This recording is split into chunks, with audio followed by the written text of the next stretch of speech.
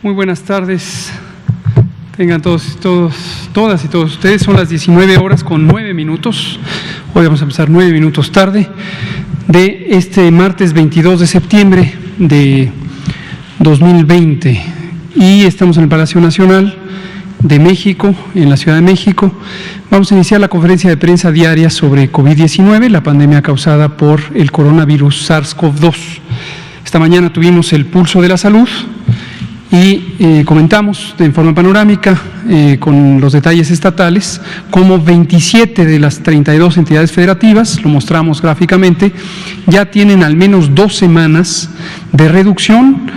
Hay algunas que tienen hasta 14 semanas de reducción en la intensidad epidémica medida por el número de casos que se presentan diariamente. La expusimos o lo presentamos de manera semanal, pero desde luego aplica la misma idea cuando se hace la curva epidémica día por día. También se ha reducido la mortalidad, también se ha reducido la ocupación hospitalaria, también se ha reducido el porcentaje de positividad, es decir, cuántas personas tienen el virus SARS-CoV-2 entre aquellas que tienen los síntomas de COVID y se les toman muestras para diagnóstico por laboratorio. Todo esto nos da un panorama muy consistente de reducción de la epidemia. Hoy presentaremos el informe técnico correspondiente al corte de información del día de hoy, con el mismo formato, la curva epidémica semanal, los casos estimados, las personas recuperadas, el porcentaje de positividad, la reducción de mortalidad y la ocupación hospitalaria. Y traemos en la parte temática un informe específico y por ello nos acompaña nuestro compañero y amigo, el doctor Ernesto Ramírez González, quien es miembro de nuestra comunidad del Instituto de Diagnóstico y Referencia Epidemiológicos, INDRE, y es el jefe de departamento de Biología Molecular. Bienvenido. Muchas gracias, Ernesto. Muchas gracias. Gracias por acompañarnos, Ernesto. Quiero decirles que tiene una amplísima experiencia trabajando en el INDRE. Él fue protagonista también de la pandemia de influenza 2009 y en su largo andar en el INDRE ha sido quien ha estandarizado muchos de los métodos de biología molecular que tiene el Instituto de Diagnóstico y Referencia Epidemiológicos. Apreciamos mucho a Ernesto y respetamos su liderazgo técnico y científico. Muy bienvenido. Y nos va a hablar de un tema que quedó pendiente a propósito de una pregunta que nos hicieron sobre las mutaciones que se presentan o se pueden presentar en los virus, específicamente en el virus SARS-CoV-2. Nos lo preguntó aquí varias de ustedes. Y entonces aquí traemos la respuesta detallada. El doctor Ramírez nos va a explicar qué trabajo se hace en el INDRE en términos de biología molecular, la secuenciación y el estudio de los clados y los genomas virales. Muy bien, vamos a darle la palabra a la doctora Lomía, vamos a tratar de sintetizar la parte del informe técnico para darle mayor espacio al doctor Ramírez y abrir a preguntas y respuestas. Con mucho gusto, señor secretario. Muy buenas tardes con todas y con todos. Conferencia vespertina ya número 205, en este día 115 de la nueva normalidad. Vamos a ver rápidamente la actualización del escenario nacional. El día de hoy superamos el 1.600.000 personas que han sido estudiadas e ingresadas a protocolo para conocer si tienen o no la presencia del virus SARS-CoV-2 y por lo tanto la enfermedad COVID-19, dado que desarrollan signos y síntomas. 51% de ellas dio negativa, por lo tanto se descartan, pero un 44%, que son para el día de hoy 705.263 personas, dieron positivo y por lo tanto son los casos confirmados acumulados de la enfermedad en México. Ya veíamos la reducción en la carga precisamente de personas sospechosas, que es la altura total de la barra de la semana 37 cuando la comparamos con la semana 36, y de ahí también la disminución que hemos tenido en la presentación tanto de los casos confirmados como de los casos estimados que lo vamos a ver a continuación. Continúa en 38% el porcentaje de positividad para la semana 37, que es la última graficada, con lo cual a su vez continúa la tendencia descendente que vemos desde la semana 30 que se ha producido en este porcentaje de positividad, que de manera también un poco indirecta nos devela que tanta circulación hay en la comunidad del virus SARS-CoV-2. Veamos la siguiente diapositiva, aquí precisamente los casos estimados, que viene a ser la curva de color azul claro superior, en donde vemos esta caída importante que se sigue manteniendo como tal entre la semana 36-37, con ahora un menos 20%. Está de hecho prácticamente a la misma altura que los casos recuperados, que también veíamos ya desde hace algunos días han superado el 500,000 de casos de personas que se han recuperado, que han sanado de la enfermedad. Por lo tanto, nuestra epidemia activa, que es el porcentaje de casos activos estimados, es de solo el 4%, representada por 31.961 personas. Veamos la siguiente diapositiva, ocupación y disponibilidad hospitalaria. Ya hemos visto que en los últimos días el movimiento en este tipo de información es poca, sin embargo siempre manteniendo la tendencia a el descendente que presentan en cada una de las entidades federativas, al menos 46% de disponibilidad en el estado que es Nayarit, que más ocupación tiene, pero tenemos disponibilidades tan altas como de 95-94%, por ejemplo en Chiapas y en Campeche. Situación similar, si vemos la siguiente diapositiva, en las camas con ventilador, que son para los pacientes más críticos, 25% estarían ocupadas a nivel nacional y al menos 55% de disponibilidad de este tipo de camas, con también disponibilidades tan altas que llegan a un 96%, por lo tanto una muy buena capacidad de las entidades para responder ante un posible incremento de pacientes graves que requieran este tipo de servicios. Sería la autorización para esta noche. Muchas gracias, doctor Alumía. Doctor Ernesto Ramírez, por favor.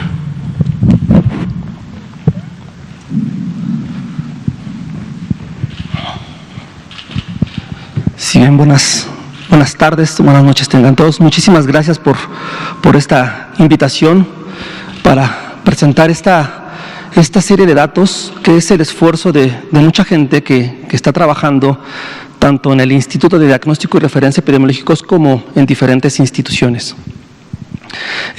Quisiera presentar una serie de datos que tienen que ver con secuenciación genética, secuenciación en este caso genómica, del virus SARS-CoV-2, que es el responsable de la pandemia de COVID-19. Quisiera comenzar introduciendo un poco para poder hablar homogéneamente de este tema que es la secuenciación. Y antes que nada quisiera presentarles este esquema. Este es un esquema de un coronavirus, específicamente es una representación esquemática donde si pudiéramos tener este virus y partirlo por la mitad, en el interior tendríamos el material genético, en este caso tendríamos el núcleo de este virus. Este material genético está conformado por una cadena de ácido nucleico que se llama RNA. Esta cadena de ácido nucleico, si la pudiéramos organizar en eslabones, como decía muy bien el doctor López-Gatell hace un par de semanas, que nosotros le denominamos ácidos nucleicos, en este caso vamos a denominarle letras, para hablar todos en un mismo contexto. Entonces, si nosotros podemos acomodar estas letras a lo largo de esta cadena, formando estos eslabones, tenemos una secuencia genética. En este caso, coronavirus está conformado por 29,000 letras, 29,000 nucleótidos que conforman este material genético. Y bueno, ¿para qué nos interesa o para qué queremos conocer este material genético?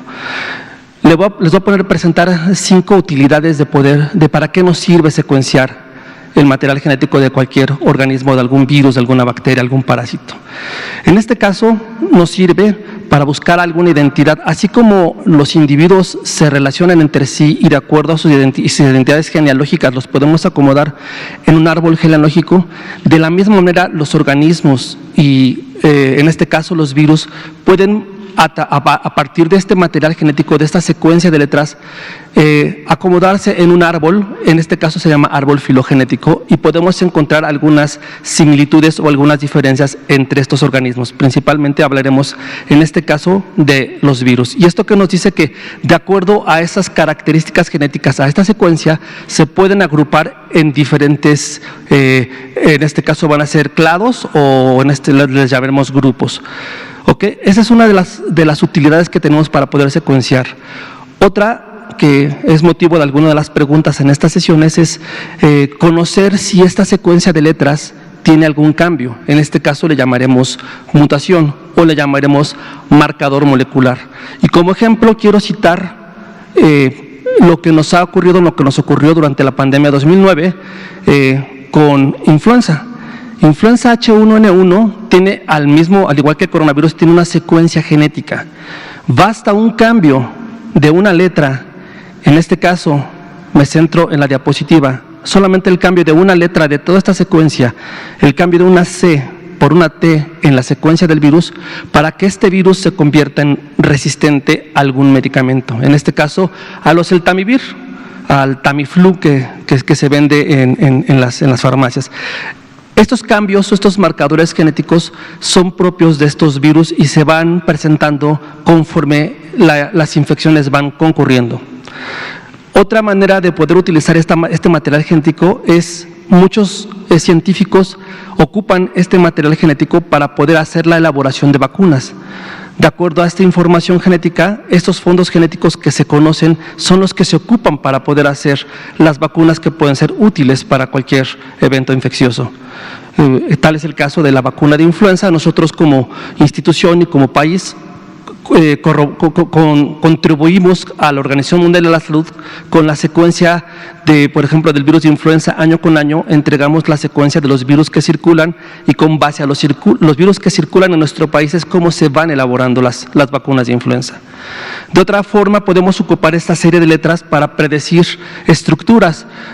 Por ejemplo, ahora está actualmente muy utilizado las herramientas bioinformáticas para poder hacer estructuras tridimensionales de las proteínas y poder predecir si están presentes o no algunas zonas o regiones específicas del virus que puedan o no cambiar y alterar o no la biología de estos organismos. Y voy a pasar a la quinta utilidad. ¿Me das la siguiente, por favor? Que si conocemos la secuencia de este material genético, entonces podemos llevar a cabo el desarrollo de diferentes técnicas o metodologías moleculares. Tal es el caso del diagnóstico que actualmente tenemos. Y esto es debido a que desde diciembre de 2019, en Wuhan, en China, se conocía ya la presencia de este virus, y fue exactamente el 5 de enero cuando científicos de este país ya podían haber obtenido la secuencia de este microorganismo que es SARS-CoV-2. En aquel entonces le llamaban beta coronavirus humano, ahora se le llama SARS-CoV-2. Y bueno, esta secuencia quedó disponible y pública a partir del 12 de enero. Se colocan en depósitos públicos. En este caso es una plataforma que se llama GISAID. En esa plataforma se suben las secuencias, y una vez que están disponibles, cualquier persona del ámbito científico puede hacer uso de esta información genética. Tal fue el caso de la Universidad de Charité, donde se desarrolló el primer método diagnóstico, que fue el conocido como Protocolo de Berlín, que se estableció prácticamente por todo el mundo este diagnóstico a partir de ya la secuencia conocida. Nosotros en la institución, a partir de esta misma secuencia ya conocida y compartida por los chinos, desarrollamos un diagnóstico inicialmente y lo tuvimos listo desde el 17 de enero ya en la institución para poder contribuir al diagnóstico molecular de este virus ya para nuestro país. Así como nos preparamos como institución para poder llevar a cabo el desarrollo de estos métodos de diagnóstico, también nos empezamos a preparar para que en cuanto llegara la primera cepa y se introdujera la primera cepa a nuestro país, tuviéramos la capacidad para poder obtener la secuencia, así como lo hicieron los chinos, tener nosotros la misma capacidad. ¿Me das la siguiente, por favor? De tal forma que nos organizamos diferentes institutos, incluyendo el INDRE, como el INER, Nutrición, la UNAM, el IMSS. Nos juntamos diferentes personas para poder llevar a cabo una estrategia de cuando llegara el primer virus, cómo poder secuenciarlo. cuestiones técnicas y cuestiones completamente de laboratorio. Hicimos un par de pilotos para poder obtener la secuencia, y justamente el día 27 de febrero, que fue cuando ingresó la primera muestra, nosotros ya estábamos listos en el laboratorio para tanto hacer el diagnóstico molecular y al mismo tiempo empezar a establecer la obtención del genoma. Entonces fue cuando en poco más de 4 días aproximadamente obtuvimos la secuencia de este primer aislamiento, de esta primera cepa viral que se introdujo en nuestro país. Al igual que los científicos chinos, tenemos la obligación de compartir esta secuencia, y de inmediato la depositamos en el mismo sitio donde se depositan todas las secuencias, que es el GISAID. Desde ese entonces, desde el 1 de marzo, está disponible esta secuencia en esta base de datos. Y bueno, retomando un poco la parte introductoria que les hablaba de las asociaciones filogenéticas y de estos árboles filogenéticos, ¿me das la siguiente, por favor? Hicimos un primer análisis para corroborar de dónde provenía esta secuencia, a quién se parecía. Y por medio de estas asociaciones filogenéticas nos dimos cuenta que aquí en esta parte está ubicada la secuencia del 27 de febrero de México, y se agrupaba específicamente con secuencias europeas, principalmente con secuencias provenientes de Italia.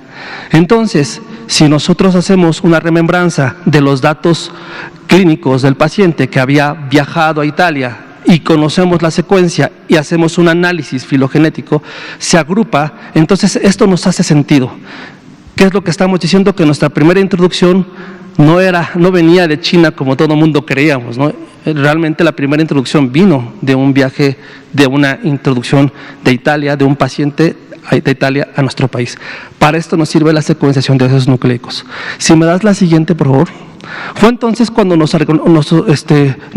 dimos a la tarea de ver cómo fue esa introducción, y nos damos cuenta que de China la cepa primero hizo una escala en Europa, principalmente en países como Holanda, Italia, España. Ahí se empezó a dispersar este virus y posteriormente ingresó a nuestro país. ¿Okay? Esta fue la primera introducción. Si me das la siguiente. Fue entonces cuando nos empezamos a organizar diferentes institutos y dijimos, bueno, si ya se introdujo la primera, si me das la siguiente, por favor. Ahora vamos a ver cómo podemos ver de dónde o de qué lugares pudieran estar introduciéndose más cepas.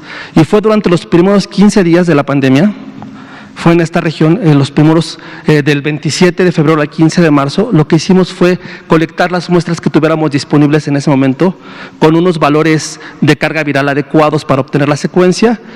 Obtuvimos de 33 muestras que seleccionamos, obtuvimos la secuencia de 17 genomas. Y con eso fue suficiente para darnos cuenta que estábamos teniendo 2 vías de introducción a nuestro país, no solo por Europa, era por Europa y también por Estados Unidos. Y esto es tanto por los datos clínicos como por las asociaciones filogenéticas que les he venido comentando con estos árboles que se realizan. Si me das la siguiente, por favor. Fue entonces que hicimos el mismo mapa para esquematizar cómo eran nuestras introducciones.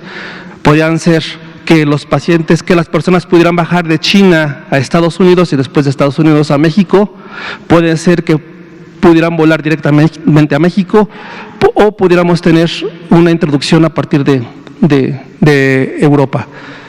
Y lo más importante es que una vez que llegaran aquí, todos estos pacientes, estos 17 pacientes que fueron estudiados, 15 de ellos, ingresaron inicialmente al Distrito Federal, a Ciudad de México, y de ahí se fueron algunos a sus lugares de origen. Entraron vía aeropuerto y se fueron a sus lugares de origen. Si me das la siguiente, por favor. Más o menos una representación esquemática es esta. Algunas introducciones llegaron por Estados Unidos y se pasaron a otros estados de la República, y de Europa a la Ciudad de México, y de ahí se fueron a algunos otros lugares de la República. Esta es una dispersión normal y natural del virus que la vamos siguiendo y la vamos observando, cómo se va dispersando a través de nuestros estados de la República. Bueno, una vez que vimos ya las introducciones, fue ahora entonces que empezamos a ver, junto con algunos otros ya países, empezar a montar algunas estrategias de vigilancia genómica o de vigilancia genética. Fue entonces, me das la siguiente, que empezamos a observar cómo se podría comportar este virus. Entonces, empezamos a hacer una cosa que se llama vigilancia genómica. ¿Qué cepas, qué linajes, qué clados, qué está circulando en nuestro país o qué se está presentando en nuestro país? Fue entonces que a través también de un proyecto que estamos con la Organización Panamericana de la Salud en las Américas, empezamos a tratar de realizar esta vigilancia genómica. Para poder hablar un poquito de esta vigilancia genómica, ¿me das la siguiente, por favor? Les voy a presentar un par de gráficos solamente para contextualizar la nomenclatura y hablar un poco homogéneamente entre nosotros. Actualmente hay una clasificación de tipos de virus, todos coronavirus, todos SARS-CoV-2, de dos tipos. Hay una que se llama nomenclatura en clados y otra que es nomenclatura en linajes. La nomenclatura en clados, actualmente hay 6 clados circulando en todo el mundo. En cambio, la nomenclatura en linajes es un poco más compleja porque es un poco más fina. Intervienen muchos cambios nucleotídicos, muchos cambios de letras para poder darnos esta nomenclatura. De tal forma que, por ejemplo, acá hay 5 clados y acá solamente de un linaje se dividen en el linaje B, linaje B.1, linaje B.1.1, linaje B.1.1.1, etcétera. Entonces tenemos una gran cantidad de linajes. No quisiera que esto nos causara confusión y por lo tanto vamos a dedicarnos un poquito más a trabajarlos a nivel de clados, que para facilidad le llamaremos ahora grupos. ¿Ok? Entonces, si me das la siguiente, por favor. ¿Qué fue lo que hicimos entonces? Fue recuperar estas 17 primeras secuencias donde está incluida la primera introducción, empezar a secuenciar genomas de diferentes lugares de nuestra república, de diferentes estados. Llevamos un total de 70. Algunas otras instituciones como el INMEGEN, que incluso ya secuenció y están sus secuencias depositadas en el banco de genes de manera libre, y incluso el estado de San Diego en Estados Unidos está haciendo secuencias de algunas cepas mexicanas, ¿no? Y últimamente, justamente hoy terminamos por analizar las últimas 70 secuencias en un estudio que tenemos de revisar si las mutaciones tienen algo que ver con las comorbilidades. Un estudio que estamos en este momento analizando y realizando, y bueno, en cuanto tengamos datos específicos de la relación que hay entre las mutaciones y las comorbilidades de las cepas mexicanas, con gusto les haremos llegar estas informaciones. Ahorita les hablaré de la distribución de los diferentes clados. Bueno, nuestro universo entonces fue conformado por 217 secuencias de genomas completos de estos virus. De estas están disponibles en la página de GSAID, que es esta. Tenemos disponibles 123, el resto en esta semana estarán disponibles porque las tenemos que estar subiendo o depositando en esta plataforma pública. Si me das la siguiente, por favor. Y bueno, les he estado hablando de árboles filogenéticos, etcétera. Y esta es la distribución de todas los puntos rojos son nuestras secuencias, las secuencias de México, y los puntos grises son las secuencias del resto del mundo, muchas de ellas. Simplemente quiero resumir que existen 1, 2, 3, 4 y el de abajo 5 grupos diferentes circulando en nuestro país o presentándose en nuestro país. ¿Ok? Para hacer esto un poquito más esquemático, ¿me das la siguiente, por favor? Trataré de representarlo en una tabla y ponerle un color específico a cada una de estas especies diferentes de virus. Todas son SARS-CoV-2. Y como nos damos cuenta, los 2 primeros colores, que son los grupos S y L, fueron los primeros grupos que empezaron a circular incluso en China y en algunas partes de Europa. Pero de estos grupos, pocos se han presentado en nuestro país y se presentaron muy al inicio de la pandemia. Posteriormente empezamos a observar los grupos G, GH y GR, y toda la distribución de la nomenclatura de los linajes está abajo, para que vean lo complejo que es llevar a cabo esta nomenclatura y esta distribución. A mí lo que me gustaría que nos quedáramos un poquito con esto es que tenemos más colores azules que amarillos y verdes de este lado. Ok, eso lo vamos a ver ahorita, por favor, me das la siguiente.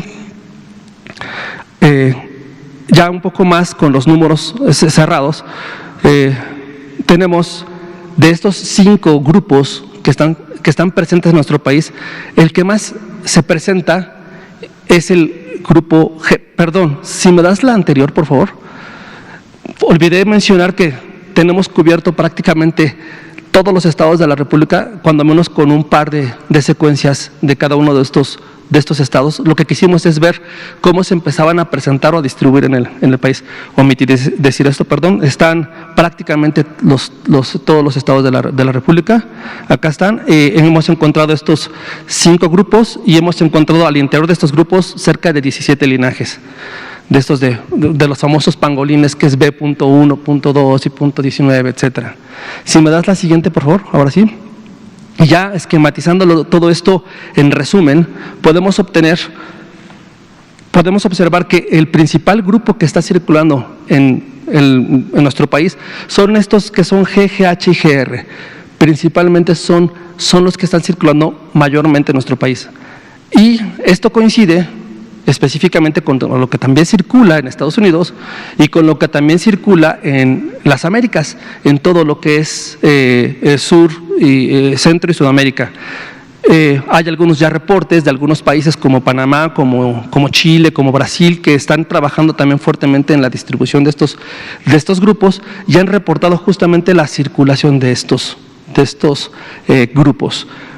Y como les mencionaba, los encontramos todos al principio en marzo, pero conforme ha avanzado la pandemia, solamente hemos encontrado prácticamente al final estos 5 clados, estos 3 grupos, que es G, GH y GR.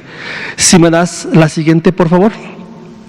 Esquematizando esa gráfica que les puse de distribución de todos estos clados o grupos, que está aquí de México, si colocamos esta misma gráfica para cada uno de los países, esta es una gráfica que se obtiene de la plataforma GSAID, donde todo mundo deposita sus secuencias de ácidos nucleicos, podemos observar una cosa muy interesante. Primero, que nuestra gráfica se parece mucho a las gráficas que están circulando o que están presentes en América y en Europa. Si se dan cuenta, en Europa está pintadito de azul. América está pintado de azul, a diferencia de Asia, donde en Asia estamos todavía con los grupos que se presentaron muy al inicio de la pandemia. Si se dan cuenta, están más pintados de amarillo y de rojo. ¿Ok? Entonces, esto coincide con lo que están encontrando otros investigadores tanto en Sudamérica como en el norte de este continente. Si me das la siguiente, por favor. Solamente para demostrarles cómo fue la distribución de estos grupos que encontramos en nuestro país, y prácticamente el país está pintado como entre azul y moradito, ¿no? Aquí me gustaría destacar una cosa muy importante, que esto tiene que fortalecerse con un análisis más robusto, con muchas más secuencias, pero empezamos a observar un poco, por ejemplo, la distribución en el sur de nuestro país, por donde está más o menos Veracruz, Puebla, Tlaxcala. Empezamos a observar la circulación de uno de estos grupos. Entonces, así es como empezamos a analizar estas secuencias y nos sirve para observar estas distribuciones a nivel nacional. Si me das la siguiente, por favor. Ya para terminar y comentar con ustedes qué hemos concluido. Primero, que no solo obtuvimos la primera secuencia y fue algo que pudimos compartir, sino también como conclusión podemos decir que tanto en el instituto como en otros institutos tenemos las capacidades para poder llevar a cabo la obtención de estas secuencias, de estos genomas. Como ya les comenté en resumen, tenemos la presencia de 5 grupos y 17 linajes en nuestro país. Los grupos S y L, que son más los grupos asiáticos, solo se presentaron prácticamente al inicio de la pandemia y ya no se han presentado, o se han presentado de una manera muy poquita en nuestro país. También tenemos, como les mencioné, predomina los grupos G, GH y GR, que esto coincide con lo que vimos en los gráficos, que coincide con lo que se presenta en América y en Europa, y la presencia de estos linajes mayormente en América, que son estos B.1 y bueno, todos los que están aquí. Y bueno, una de las conclusiones también muy importantes es que este tipo de datos es una aportación que estamos haciendo no solo para nuestro país, estamos aportando información de calidad a nivel internacional, a nivel mundial, porque todas estas secuencias que quedan depositadas en fuentes públicas son consultadas por diferentes investigadores y ellos pueden hacer sus estudios y sus análisis y empezar a observar cómo ocurren estas dispersiones y cómo ocurren este movimiento de estas cepas, de estos clados. Quisiera comentarles, ya para concluir, que estamos trabajando fuertemente con los institutos que les mencioné al principio. Como les mencionaba, tenemos 70 genomas ya ensamblados y estamos viendo si existiera alguna relación entre la severidad, que déjenme comentarles que a nivel internacional hasta el momento no se ha reportado que exista una mutación o algún marcador molecular que esté asociado con severidad, ¿cierto? No se ha logrado demostrar eso. Sin embargo, bueno, nosotros también tenemos que presentar lo que ocurre en México y hasta el momento hemos encontrado que no estamos viendo. Sin embargo, este resultado lo tendremos posteriormente también. Estamos viendo qué ocurre en Estados Unidos, entonces estamos tratando de trabajar con la gente de San Diego para hacer un proyecto y empezar a conocer qué es lo que está ocurriendo en la frontera, no solo la frontera San Diego, California, Baja California, sino toda la frontera para ver cómo es el flujo y cómo es la migración de este intercambio de grupos de este virus que están circulando. Tenemos un proyecto ya está arrancado este proyecto y queremos secuenciar no los 200 genomas que tenemos, sino queremos secuenciar 1000 genomas para tener un análisis más robusto y tener una mejor claridad de qué es lo que está ocurriendo en nuestro país. Y finalmente, así como queremos vigilar la frontera norte con San Diego, con la Organización Panamericana de la Salud queremos vigilar la frontera sur.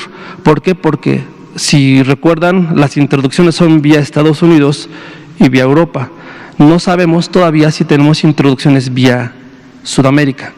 Entonces, ese estudio también lo queremos y lo estamos estableciendo con la parte de la frontera sur, con la Organización Panamericana de la Salud. Si me da la siguiente, y bueno, agradecer a todas las instituciones participantes. Tengo el honor y el privilegio de representar prácticamente a todos ellos, el INMEGEN, el INER, Nutrición, la UNAM, el INS, nuestro bendito INDRE y nuestra Red Nacional de Laboratorios de Salud Pública que conforma esta gran célula de científicos y investigadores que ellos son los que nos proveen el material, las muestras y el material genético para poder hacer estos análisis, ¿no? Un agradecimiento a la unidad que tan gustosamente me ha tocado dirigir en estos últimos años y bueno, unas pequeñas fotografías de la cantidad de personas que están trabajando no solo en la caracterización genética, sino en el diagnóstico, en buscar evaluaciones técnicas de los estuches comerciales que están. Hay muchas personas que están trabajando atrás de esto. Y bueno, pues mi agradecimiento para todos ellos y para el doctor Gatell y para el doctor Lomina por la invitación a esta ponencia. Muchas gracias. Muchas gracias, doctor Ernesto Ramírez. Pues esto era lo que les queríamos mostrar. Efectivamente, ya me acordé que fue Arturo Contreras de Pie de Página y Daniela Pastrana quienes preguntaron esto. Y la pregunta en el momento fue exactamente esta. Había salido una noticia sobre un virus que circulaba en Bérgamo, Italia, y que se había presentado una mutación y se atribuía en medios de comunicación a una posible mayor virulencia, es decir, la capacidad de causar enfermedad grave. La respuesta nos la acaba de dar el doctor Ernesto Ramírez, la teníamos ya porque hacemos estos análisis con este magnífico equipo de científicas y científicos que trabajan en el INDRE, trabajan en las otras instituciones públicas que fueron mencionadas, a quien también les mando todos mis saludos y respetos a nombre del doctor Alcocer, nuestro secretario, y de todo el equipo de la Secretaría de Salud. Sentimos un gran orgullo por esta comunidad científica que trabaja en las instituciones académicas y de investigación públicas y también en nuestras instituciones de salud, incluyendo desde luego nuestro INDRE, que es una institución de la que nos sentimos muy orgullosos, y también la Red Nacional de Laboratorios de Salud Pública. Esta está conformada por los 31 laboratorios estatales de salud pública, el laboratorio de la Ciudad de México, que no es formalmente un laboratorio estatal de salud pública, pero tiene varias competencias técnicas muy sobresalientes y es parte de nuestra Red Nacional de Laboratorios de Salud Pública. Vamos a dar lugar a preguntas. Empecemos aquí con Héctor García, Demián, Liliana Noble, Juan Carlos. Subsecretario, buenas noches. Héctor García de Diario Basta y Grupo Cantón. Rápidamente, sabemos que el 30 de este mes usted comparece ante la Cámara de Diputados y queremos saber cómo va a enfrentar a ellos, porque pues seguro que va a ser duramente cuestionado. Y la otra, el secretario de Educación Pública anunció que posiblemente en unos 15, 20 días los estados de Chiapas y Campeche regresarían a dar clases ya presencialmente. ¿Podría ser esto posible? Muchas gracias. Sobre lo primero, efectivamente, tenemos el privilegio de haber sido convocados por el Senado de la República, varios funcionarios de salud, empezando por nuestro secretario, el doctor Alcocer, también los directores de las instituciones de seguridad social, el IMSS, el ISSSTE y el director de INSABI y un servidor, Hugo López-Gatell.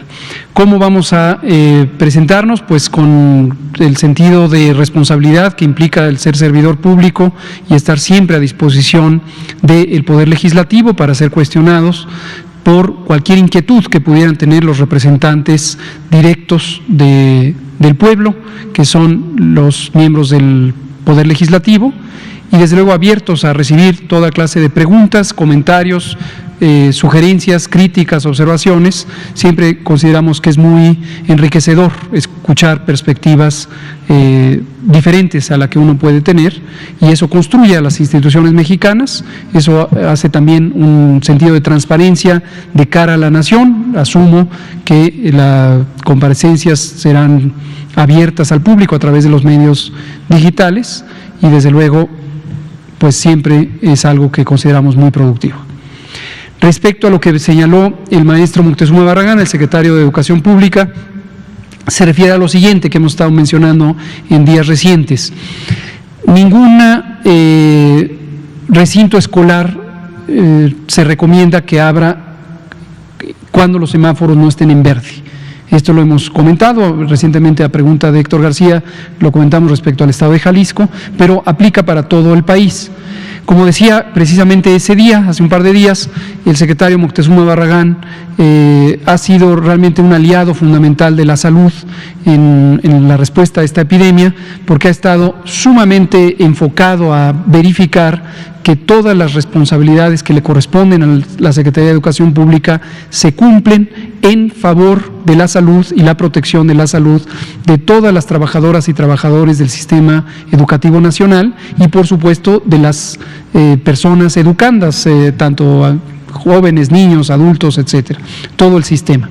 Hemos tenido una conversación sumamente fluida, muy productiva además, que creo que nos ha alimentado tanto al sector salud como al sector educativo, y periódicamente nos reunimos a revisar las curvas epidémicas, las proyecciones matemáticas, los escenarios, para identificar cuándo podrían estar las fechas en donde se anticipe una apertura de los recintos escolares. Chiapas y Campeche son los dos estados que pasaron a color amarillo más recientemente, y de acuerdo a las predicciones, probablemente serían los primeros que pasarían a semáforo verde. Como digo siempre, sí y solo sí se mantienen las actividades de desconfinamiento en una forma ordenada. Y estos dos estados, igual que cualquier otro y que cualquier país del mundo, no están exentos del riesgo de un rebrote. Pero si se cumplen todas las condiciones, ojalá que no haya rebrote, que pasen a color verde, y en ese momento es donde se pensaría que pudieran abrirse las clases. Sin embargo, el secretario Moctezuma ya ha emprendido una serie de actividades de preparativos para que en su momento, antes de empezar clases, empiecen una serie de actividades preparatorias que podrían tener lugar ya durante semáforos amarillos en las entidades federativas, para ir acondicionando los recintos físicos y familiarizando al personal educativo con las distintas responsabilidades, tanto en materia educativa como ahora en la seguridad sanitaria de los miembros de la comunidad educativa. Muchas gracias. Liliana Noble, Pulso Saludable, estaba antes Damián, ya me lo salté. Liliana, que ayer no le tocó. ¿Le pasa la palabra a Damián? Damián. Y usted habló en la mañana, Damián. No, adelante. Bueno, es de hecho Demián Duarte, Pasión por los Negocios, el canal de YouTube de Demián Du10, Política y Rock and Roll Radio, Lobos FM y los que se acumulen. El doctor, en la mañana platicábamos sobre un tema muy en particular que me interesa, y es este asunto de la recomendación que hace la OMS de estudiar quizás posibles, no vacunas, ¿no? Porque sabemos que el proceso de las vacunas es mucho más complejo de desarrollar, pero sí posibles tratamientos, medicamentos que se basen en la medicina tradicional, en la herbolaria, que bueno, usted lo manifestaba en la mañana, México es muy rico en esta tradición, tenemos para tirar para arriba, pues como decimos en el norte, soluciones a este tipo de males. En particular, yo me refería a 18 experiencias o casos de estudio y que incluso muchos están en manos de la COFEPRIS. La pregunta, con el ánimo de redondear lo comentado en la mañana, es ¿qué tan avanzados están? ¿Qué expectativa puede tener, válgame pues, el ciudadano mexicano en particular de encontrar este tipo de soluciones? Y si me permite, se la dirigiría al doctor Alomía, digo para no sobresaturarlo. En mi estado estamos en amarillo y nosotros estamos muy contentos de estar en amarillo, de hecho, pues es mucho más llevadera la vida. Nada más que el secretario de Salud de Sonora, el contador público Enrique Clausen, sigue espantando a la gente con el petate del muerto. Dice que si no dejan de salir y que si siguen haciendo quién sabe qué, nos van a regresar a naranja. Entonces, la pregunta, yo veo las estadísticas que usted muestra, doctora Alomía, que tenemos 20% de ocupación en camas hospitalarias, que tenemos el 11% en camas de COVID, que la velocidad de la pandemia está reduciendo. Vi la estadística que presentó el doctor López-Gatell hoy por la mañana. No es mi ánimo amarrar navajas ni nada más que evidentemente que eso genera confusión en el ciudadano, ¿no? Recibimos un mensaje de aliento por una parte, recibimos un mensaje de desaliento por la otra. ¿A quién le tenemos que hacer caso, no? Gracias. Doctor Alomía, sonorense ilustre. Con mucho gusto, con mucho gusto. No, yo creo, nos ha tocado leer y ver estas declaraciones que hace precisamente a través, lógicamente, del vocero oficial de la Secretaría de Salud del Estado de Sonora. Me parece que están dentro de un marco que precisamente tiene como principal objetivo la prevención. Como bien comentan, Sonora está en semáforo amarillo. Lo que puede suceder cuando un estado, una localidad está en este tipo de riesgo y por lo tanto hay un incremento de posibilidad en realizar actividades en el espacio público y sobre todo incrementar las actividades sociales, lleva implícito un riesgo que si esto no se realiza de una manera ordenada, paulatina y con todas las medidas de prevención que se deben de llevar a cabo, efectivamente no solo Sonora, sino cualquier estado que está en amarillo puede regresar al naranja o cualquier estado que está en naranja puede regresar al rojo, porque recordemos que precisamente lo que el semáforo de riesgo COVID mide, como su nombre lo dice, es ese riesgo potencial futuro de que se incremente la transmisión. Y esto lógicamente se reflejaría a su vez en que el nivel de riesgo que miden estos 10 indicadores del semáforo incrementen el riesgo y por lo tanto la transmisión. Entonces, a mí me parece más bien, o identifico que el mensaje que da la Secretaría de Salud del Estado de Sonora es: estamos en amarillo, pero por favor comunidad, por favor población, grupos de Sonora, ciudadanos, habitantes del estado y de las diferentes localidades, tomemos esto con mucha precaución. Tomemos esto con mucha precaución, en el sentido de que le recuerda a la población lo que fue hace unos meses estar con los hospitales con alta saturación, con alta demanda de consultas, con las en su momento intervenciones que se tuvieron que llevar a cabo de mantener lógicamente a la población en casa y evitar la circulación en el espacio público. Entonces yo identifico más como un llamado a la población basado en recordarles cómo estuvo el estado hace un tiempo y decir, ya que de manera conjunta todos logramos el amarillo, pues hagámoslo conducente para poder continuar en ese color y más bien en vez de regresar al naranja, como lo comentan, a lo mejor y aspirar en siguientes semanas poder llegar a un verde, ¿verdad? Entonces yo creo que mientras la población de Sonora siga atendiendo las indicaciones, yo creo que es un objetivo que pueden lograr en un futuro cercano. Muy bien. Y sobre la otra pregunta, Sí, efectivamente, es deseable que se haga investigación en el desarrollo de tratamientos para el COVID-19 o la COVID-19, para el virus SARS-CoV-2. No existe hasta el momento ningún tratamiento específico. En otras epidemias, el proceso de descubrimiento durante la emergencia ha llevado a avances muy significativos. No necesariamente se logra tener ya una solución farmacéutica, es decir, un producto de tratamiento durante el periodo que permanece una epidemia, pero a veces deja como consecuencia positiva descubrimientos que, aunque quedan un poco en fase solo de conocimiento y no de producción, se retoman más adelante. La propia vacuna, una de las candidatas a vacuna, la vacuna de AstraZeneca, es propiedad intelectual de la Universidad de Oxford en primera instancia, y el desarrollo tecnológico de esta vacuna se avanzó durante la epidemia de MERS, que es otro de los coronavirus altamente patógenos, junto con el SARS-1, que afectó de origen también en China en el año 2002-2003, y el MERS estuvo en 2011, y a partir de ahí se hizo desarrollo tecnológico, se quedó un poco estancado porque ya no había un incentivo, desde luego, de mercado o de uso, pero luego ha sido retomada, y parte de la razón por la que ha sido abreviado el proceso entre el descubrimiento y la producción es por esto.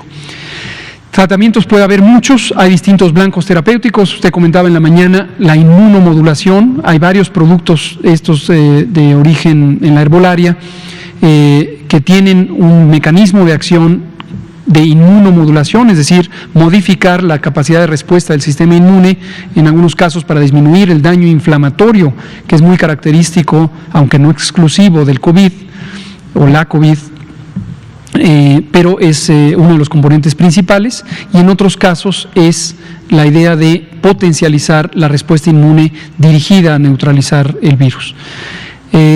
No conozco cuál es el estado que guarda los productos que mencionan han sido sometidos a COFEPRIS. Voy a solicitar al titular de COFEPRIS, al doctor Novelo, que sea tan amable de darme un informe sobre cuál es el estado que guardan y cuáles son los elementos que parecieran estar encaminados a una solidez científica necesaria en todos los casos para una potencial autorización sanitaria. Y lo podemos comentar. Gracias. Liliana Noble, Pulso Saludable. Buenas noches, Liliana Noble de Pulso Saludable. Tengo dos preguntas, a ver si da tiempo para la segunda para usted, doctor Gatell. La primera para su invitado, doctor Ramírez. Estos 5 grupos y 17 linajes se deben de pensar como mutaciones, o cuando ustedes nos hablan de cepas, yo entiendo el virus y en un proceso de mutación fue que cambió o no necesariamente. Esa sería mi pregunta. Y doctor Gatell, pues bueno, Vladimir Putin ya ofreció la vacuna a todos los integrantes de la ONU y a todo el mundo, pero no me queda claro si ya están publicadas estos resultados de seguridad y eficacia de la vacuna, que parece ser muy prometedora, pero hasta no ver, no creer. Gracias. Gracias. Doctor, por favor. Muchas gracias. Efectivamente, la distribución o la forma en cómo se agrupan estos clados en estos 5 grupos y 17 linajes es debida a cambios en esa secuencia nucleotídica, cambios en alguna de sus letras, en alguno de sus nucleótidos, y esto va haciendo que el virus vaya cambiando constantemente. Un ejemplo tal es una mutación muy específica que últimamente se ha estado platicando mucho de ella, que es la mutación en la posición 614 de la proteína de la espícula del virus. Esa mutación hace que se hagan 2 grandes grupos, por ejemplo, que se pongan los grupos L y S de una parte y los grupos G, GH y GR de otro lugar. Entonces, estas mutaciones van haciendo que los grupos se vayan distribuyendo o agrupando de diferente manera, específicamente por cambios en la secuencia nucleotídica. Justo esa es la razón de ser de la presencia de estos grupos. Muchas gracias, doctor Ramírez. Sobre la vacuna rusa, Sputnik V o Sputnik 5, qué bueno que me lo pregunta. Hace unos días, el jueves pasado, que comenté que tuvimos una reunión con el laboratorio mexicano Landsteiner, quien se ha asociado con el gobierno ruso para potencialmente ser quien comercialice o distribuya la vacuna. Vi una serie de reacciones en redes sociales un tanto inquietantes en la medida en que estaban, como suele ser con la infodemia, no amparados en realidad y distorsionaban cosas que hemos dicho. Algunos, interesantemente, decían, ya aceptaron la vacuna rusa. Recibimos incluso correos electrónicos anónimos diciendo, cuidado, no vayan a aceptar la vacuna rusa. Y otros decían al revés, que días previos que estábamos vetando la vacuna rusa. Es importante que la población visualice que aquí no se trata de deseos o preferencias o caprichos y que se vete o se acepte anticipadamente ningún producto, sea de cualquier país del mundo, sea de cualquier fabricante del mundo. No funciona así el proceso de regulación sanitaria y tampoco las políticas públicas en donde se definen los candidatos deseables de vacunas. La manera en que funciona es... tenemos varios comités que hemos platicado aquí. Hay un grupo general de coordinación sobre la evaluación de la vacuna y este grupo obviamente lo dirige el secretario de Salud y me ha encomendado a mí coordinar los distintos subgrupos de trabajo.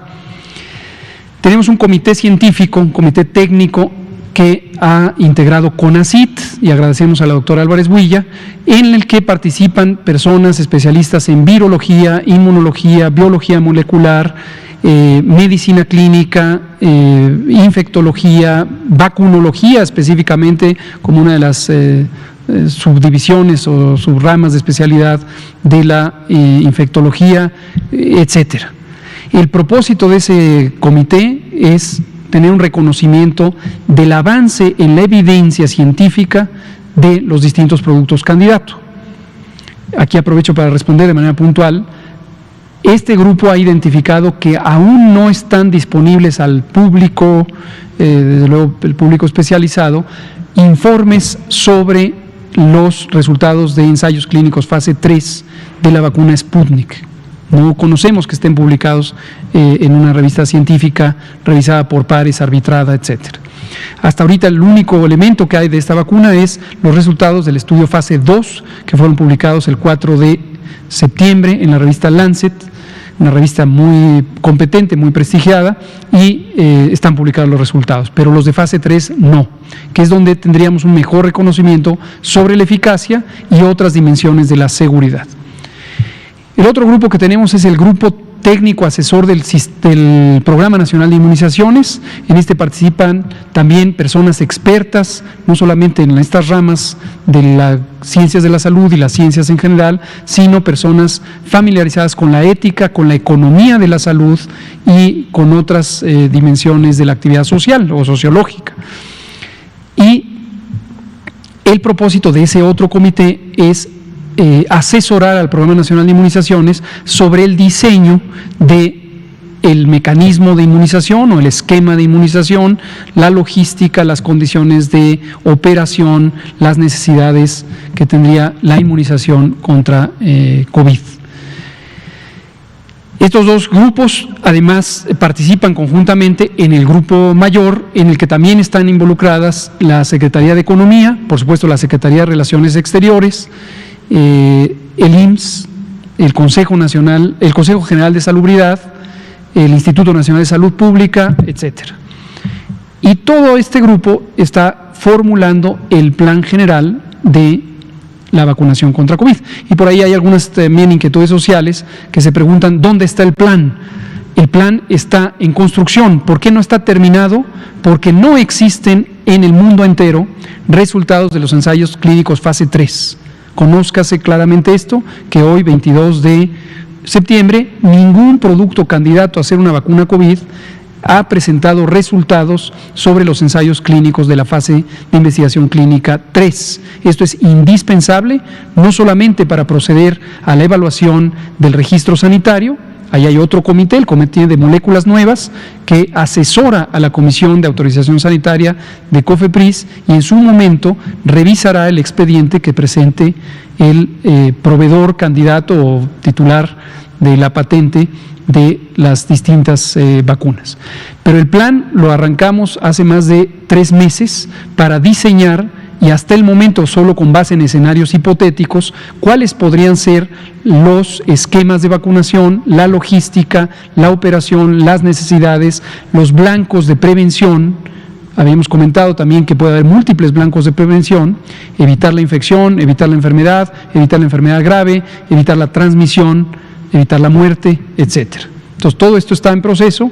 Conforme va surgiendo la evidencia científica, se van incorporando los elementos de certidumbre y, en su momento, con antelación suficiente a la posibilidad de tener la vacuna, el propio comité trabaja para obtener de manera lo más pronto posible la vacuna entre los distintos candidatos.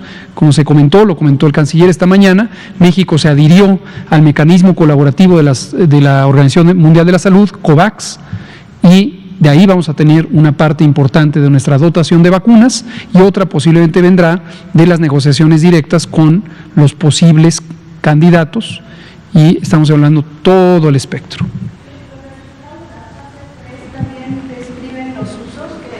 Gracias. Los resultados de la fase 3 describen los usos que se debe dar a la vacuna, y por eso también no se puede armar un plan si no sabes a quién se lo vas a poner. Correcto, justamente. En la fase 1 ya habíamos dicho, generalmente son estudios pequeños, 10, 15, 20, 30 personas. En forma extraordinaria, como pasó con la vacuna de AstraZeneca, se hace un estudio muy grande, con 1,077 sujetos en ese estudio de fase 1. Es inusual, y eso es una virtud importante en términos de robustez científica, pero generalmente son menos de 100 sujetos en fase 1.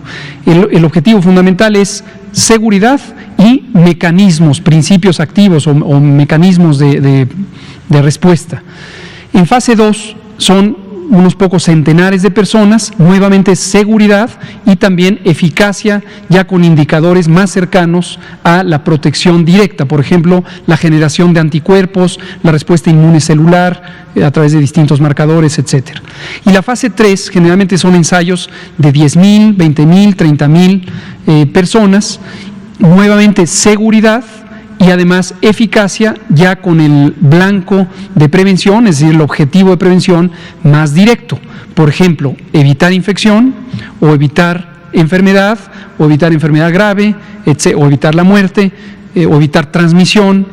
Y dependiendo del diseño del estudio es que se pueden responder estas preguntas. Generalmente en los estudios iniciales de fase 3 se reclutan a personas siempre voluntarias, pero que son saludables, y no se tiene un reconocimiento tan detallado de la respuesta inmune en subpoblaciones, por ejemplo, personas con inmunosupresión o personas en distintos espectros de la edad, etcétera. De modo que el uso exacto se va definiendo primero con escenarios hipotéticos, se hacen supuestos de cómo podría funcionar la vacuna, y con eso se empiezan a hacer diseños prototipo del esquema de vacunación. Eso ya lo hemos estado trabajando, no lo vamos a hacer público, que quede claro. ¿Por qué razón? Porque son escenarios hipotéticos. Conforme se vaya conociendo ya con certidumbre cómo funciona la vacuna 1, la vacuna 2, la vacuna 3, y vayamos seleccionando los candidatos más apropiados, entonces sí, ya implantaremos el diseño del esquema de vacunación, la logística, la operación, y haremos público cuáles son los esquemas de vacunación candidato. Muchas gracias, aquí terminamos, 20 horas con 7 minutos, y muchas gracias por sus preguntas. Nos vemos mañana miércoles. Gracias. Gracias, doctor Ramírez. Gracias.